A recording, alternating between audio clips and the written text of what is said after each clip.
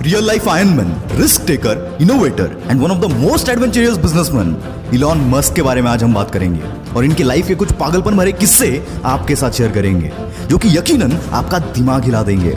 बस आखिरी लाइन तक सुनना, एक भी सेकंड आपका वेस्ट नहीं जाएगा। So let's start with the journey of world famous business personality Elon Musk. किसी भी नॉर्मल इंसान को कंप्यूटर प्रोग्रामिंग सीखने के लिए 6 महीने लगते हैं, पर इस बंदे में बचपन से ही कुछ खास बात थी। 9 साल की उम्र में जब इलॉन मस्क को अपना पहला कंप्यूटर मिला, उस वक्त कंप्यूटर के साथ प्रोग्रामिंग की एक बुक भी साथ में मिली थी और इस 9 साल के बच्चे ने बिना सोए 3 दिन में ही इस बुक को खत्म कर दिया और इस प्रोग्रामिंग नॉलेज को यूज करके 12 साल की उम्र में एक कॉम्पिटिटिव गेम डिजाइन करके एक वीडियो गेम कंपनी को बेच भी दिया। ऐसे ही कुछ अजीबोगरीब किस्सों से भरा है इलॉन मस्क का बचपन। कहते हैं इलॉन मस्क के पास फोटोग्राफिक मेमोरी है, यानी कि जो भी चीज वो एक बार देख ले उन्हें याद हो जाती है।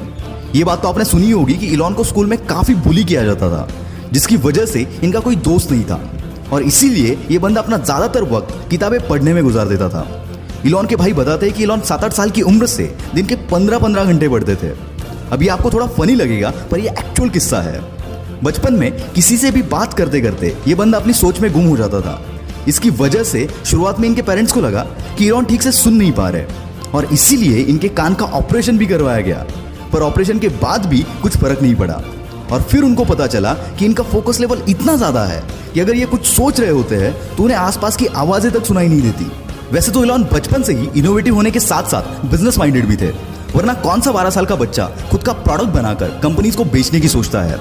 17 साल की उम्र में इलॉन पेंसिल्वेनिया यूनिवर्सिटी में एडमिशन लेकर कनाडा शिफ्ट हो गए और वहां उनके कुछ दोस्त भी बने। उनके क्लासमेट्स को वाइल्ड पार्टीज का बहुत शौक था, पर एज रेस्ट्रिक्शन के चलते वो पार्टीज को अटेंड नहीं कर पाते थे। इस पर इलॉन और उनके फ्रेंड ने मिलकर एक जुगाड़ लगाया।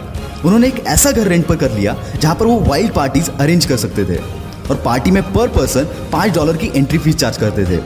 इससे इनकी पॉकेट मनी और रेंट दोनों निकल जाता था। कॉलेज खत्म होने के बाद 1994 में अपने भाई के साथ मिलकर इलॉन मस्क ने अपना पहला स्टार्टअप Zip2 लॉन्च कर दिया। Zip2 से लेकर SpaceX, टेस्ला और OpenAI तक जितने भी स्टार्टअप इलॉन मस्क ने स्टार्ट किए, उन हर एक में इनोवेशन इस बंदे का प्राइमरी और सबसे स्ट्रॉन्ग पिलर था।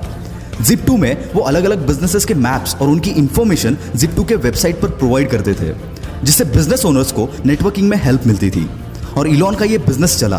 केवल 5 साल में इलॉन ने ये कंपनी $307 मिलियन के वैल्यूएशन के साथ कॉम्पैक्ट को बेच दी और इसमें इलॉन का शेयर $22 मिलियन का था। अब इलॉन मस्क एक मल्टी मिलियनेयर बन चुके थे। उनके पास अब एक बड़ा सा अपार्टमेंट, एक प्लेन और एक मैक्लारन F1 स्पोर्ट्स कार भी थी। ऐसे एक दिन इलॉन बैंक गए हुए थे। वहां उन्होंने देखा कि लंबी लंबी लाइनें लगी हुई थी और यही जन्म हुआ X.com का। इलॉन की यह कंपनी ऑनलाइन ट्रांजैक्शन केवल एक ईमेल के थ्रू प्रोवाइड करती थी। शुरुआत में तो लोग भरोसा करने के लिए कतराते थे, पर बाद में रैपिडली इनकी अच्छी खासी ग्रोथ हुई और आगे चलकर X.com पेपाल बनी। 2002 में eBay ने पेपाल को $1.5 बिलियन के वैल्यूएशन के साथ खरीद लिया। इसमें इलॉन मस्क सबसे हाईएस्ट यानी कि 11.7% के स्टेक होल्डर थे। उसके बदले उन्हें $165 मिलियन मिले और पेपाल के इसी डील के बाद जन्म हुआ पेपाल माफिया का। मतलब ये कि इसमें जितने भी शेयर होल्डर्स थे, उन्होंने पेपाल बेचने के बाद खुद की बड़ी बड़ी कंपनीज बनाई, जिसमें यूट्यूब, लिंक्डइन, SpaceX, टेस्ला, कीवा जैसे बड़े बड़े ब्रांड शामिल है। पेपाल के बाद इलॉन मस्क के पास काफी पैसे आ चुके थे। अब उन्हें पूरा करना था अपना स्पेस ट्रैवल का सपना, इसलिए रॉकेट खरीदने के लिए ये बंदा रशिया चला गया।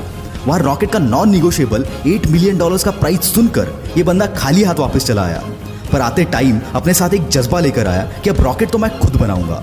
पर किसी भी चीज को जीरो से शुरू करना इतना आसान नहीं होता, कई बार हार का सामना भी करना पड़ता है। पर इस बंदे ने किताबें पढ़कर, एक्सपेरिमेंट कर करके रॉकेट को बनाना चालू किया। साथ ही इलेक्ट्रिक कार बनाने वाली कंपनी टेस्ला में भी इन्वेस्ट किया, पर इतनी कोशिशों के बावजूद नाकामयाबी बंदे का पीछा छोड़ने को तैयार नहीं थी। एक के बाद एक रॉकेट्स के टेस्टिंग फेल हो रहे थे। यहाँ टेस्ला भी फंडिंग ना मिलने की वजह से डूबने की कगार पर थी। एक समय तो ऐसा भी आया जब इस बंदे के पास आखिरी $40 मिलियन बचे थे और दोनों भी कंपनीज डूबने की कगार पर थी। इनके सामने 2 ऑप्शन थे, SpaceX में सारा पैसा लगाकर टेस्ला को डूबने दो या फिर दोनों में आधा आधा पैसा लगाकर दोनों को डूबने दो। और ऐसी सिचुएशन में इस बंदे ने दूसरा रास्ता चुना और फॉर्चुनेटली इनका चौथा रॉकेट चल पड़ा और साथ ही साथ इनकी किस्मत भी। SpaceX की कामयाबी देखकर नासा ने इनको $1.5 बिलियन का कॉन्ट्रैक्ट दिया, जिसने इनकी डूबती नैया पार करा दी। SpaceX और टेस्ला के साथ साथ इलॉन मस्क की कई सारी कंपनीज है जो कि इनोवेटिव कंपनीज है। जिसमें द बोरिंग कंपनी जो कि ट्रैफिक कम करने के लिए कई सारी जगहों पर वर्ल्ड क्लास टनल बना रही है। हाइपरलूप 1 जो कि एक नए तरीके का ग्राउंड ट्रांसपोर्ट है, जिसके जरिए हम 700 माइल्स का डिस्टेंस 1 घंटे में कवर कर सकते हैं। न्यूरालिंक जो कि एक अपाहिज इंसानों के लिए ब्रेन मशीन तैयार कर रही है।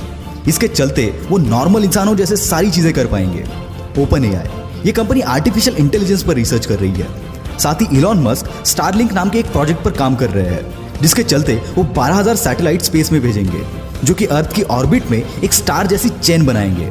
और इसी स्टारलिंक के जरिए पूरी दुनिया में हर जगह इंटरनेट प्रोवाइड किया जाएगा। दोस्तों, जहां पर किसी भी नॉर्मल बंदे की सोच खत्म हो जाती है, वहां इस बंदे की सोच शुरू होती है। और यही बात इन्हें इलॉन मस्क से द इलॉन मस्क बनाती है।